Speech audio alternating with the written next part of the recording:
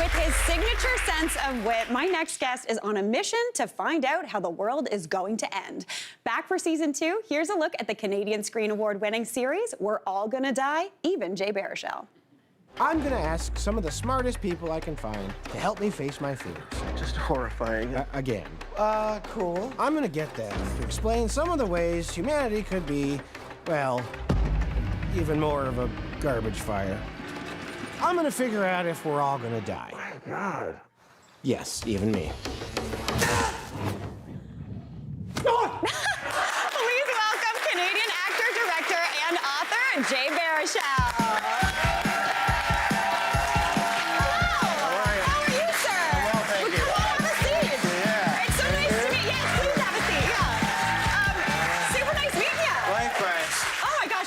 So excited that you were here, and obviously I want to talk about We're All Gonna Die, but can I do a little throwback with you? Please, yeah. Okay, so I was obviously first introduced to you by We Are Afraid of the Dark. Oh, yeah, But then sure. Popular Mechanics for Kids was my #1. Oh, awesome. Yeah, Yes. yes. I remember y'all went to the Ontario Fire College, and it's across from my cottage. Oh, my gosh, yeah. It was the first time I'd ever seen something that I'd seen in real life on TV. Cool. It was huge for me. Very good, yeah. So you went from looking at all of these neat things, how they work, how things happen, to potentially asking how we're all going to die with this series. So when did this apocalyptic fashion assassination begin for you? Yeah, I mean, I'm going to blow everybody's mind here that a guy with my voice is neurotic. But yeah, I've been like worried about stuff my whole life. Yeah. And then, yeah, they had this idea. Stuart Henderson, who created the show, had this idea for trying to find a kind of accessible way to unpack, you know, things that are like threats to our civilization, our species, our planet. Yeah. And then they were like, so we thought of you. And I was like, I get it, I understand. And it dovetailed perfectly with all of my concerns. And then as we started building it, a pandemic happened. I don't know if you guys are news junkies, big news fans, yeah. So, and then it all just kind of made sense, and it felt like we were naming this kind of elephant in the room, you know? Yeah. Honestly, season 1, when I first started watching it, when it came out in 2022, I feel like there were a lot of people still looking for distraction television. Yeah. My husband and I were like immersion television. Yes, that's right. Yeah. Lean into it. Lean into it. Yes. When you had you had a whole episode in season 1 about pandemics, and you literally were shooting this as it started happening. Yeah. Was it the most bizarre kind of experience of your life? Yeah, it was super weird. Yeah. I think it sucked, like for me, for everybody. Yeah.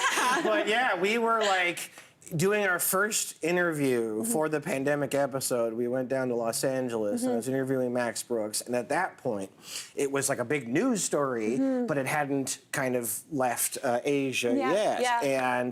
But it was all this like, yeah, this is gonna be bad, isn't it? And, you know, and then we all went home and then everything just stopped. Yeah. And then it was like a few months went by and we're like, well, you know, we should probably lean into this. You know? And this is the show writing itself for us. Yeah. And it ended up kind of being this nice catharsis because, like, I think there's a lot to be scared by in the world. And if you're a human being with a beating heart and you turn on the news, it doesn't make it easy for you. And so I think that if you can kind of, you know, if you can take the piss out of stuff, it makes it more palatable. Yeah, I agree. I think that's great. At first, the show appears, if you hear the title, it's going to be doom and gloom. Yeah. But there's this, not even underlying, there's this overarching theme of hope. And I've heard you talk about humanity's kind of a disaster, but people aren't. Yeah.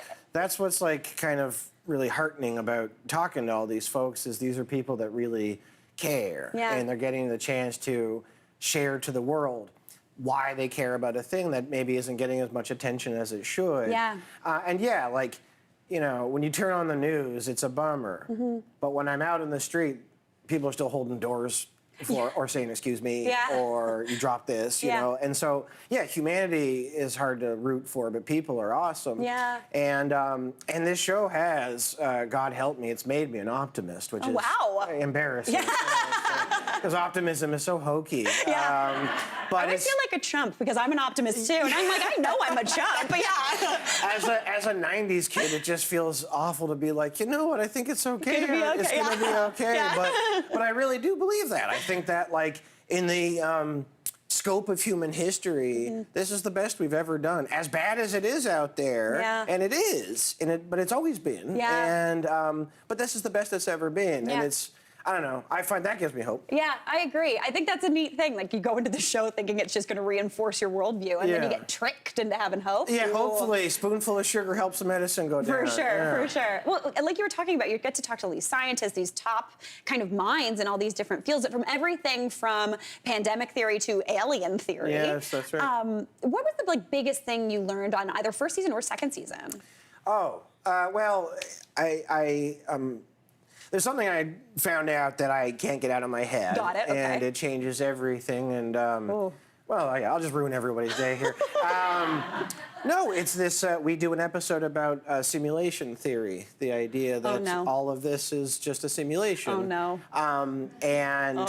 You know, I interview sort of eminent people in that field. Yeah. And this one fellow, Berg, and he, wrote the book that everybody's quoting. Yeah. And I said, so what do you think? And he goes, I would peg it at over 50%. Wow. Or over 60%. Yeah. Because it comes down to basically three things. One of three things will be true. Either we as a species won't be around long enough to be technologically advanced to build a matrix sim. Yes. We will be around long enough to do it, but we wouldn't be interested in doing it. Or we're all in one right now. We've done it. Oh, that's a spooky, right? Y'all, everyone's brain just broke. That's it, 100%. I know. I've learned so many interesting facts from the show. In season 1, I think it was the dinosaurs. You went to the ROM and you were talking to a scientist who talked about how over 95% or 99% of all species that have ever lived on Earth are extinct. Yep. And then in season 2, you almost revisit. I know, guys. It's called The Good Stuff for a reason. Yeah. It's like, But you go into the second season, and I'm really fascinated by bugs. Fun fact, spoiler alert, sorry guys. The bugs episode's very good. Yeah, I'm really intrigued, and it talks about how important bugs are, because I feel like everyone would be like, oh, bugs are going away, great. Yeah, no, but bugs have only ever gotten bad press. Yeah. And like the only time I ever heard about them on TV was somebody selling a product that repels them or kills them. Yes, exactly. Right, and and so we've played defense against them for God knows how long.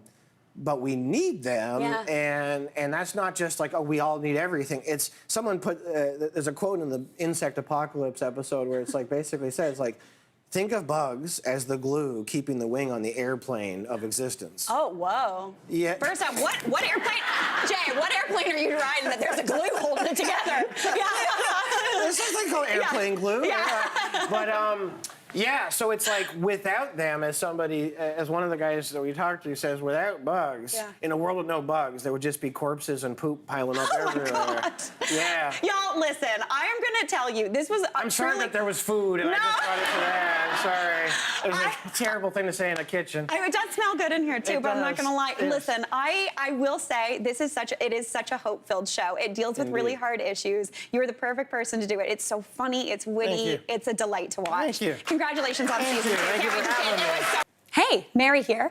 What did you think? Drop your comments below, and don't forget to like and subscribe for more of the good stuff.